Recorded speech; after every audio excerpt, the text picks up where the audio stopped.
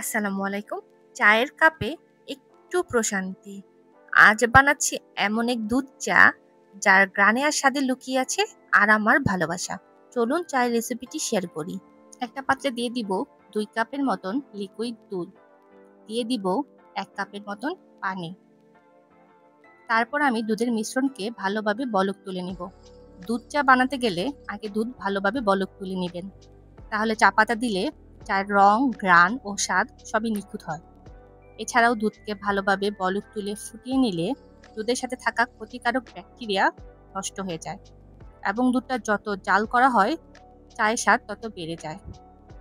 এছাড়াও দুধের সাথে থাকা প্রোটিন এবং ফ্যাট চায়ের সাথে মিশে চায়ের স্বাদ ও ঘ্রাণ আরও বাড়িয়ে তোলে। আর যদি দুধ ঠান্ডা অবস্থায় চা পাতা দেন তাহলে চা পাতার রং ও সুবাস ঠিক মতন বের হতে পারবে না।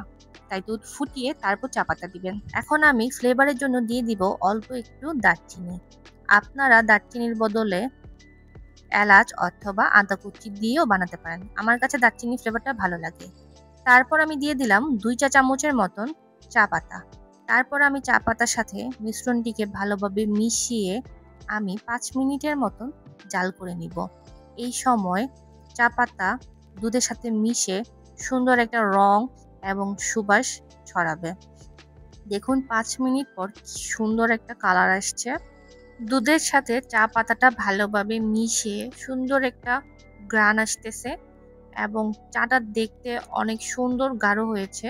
এই সময় আমি দিয়ে দিব চিনি।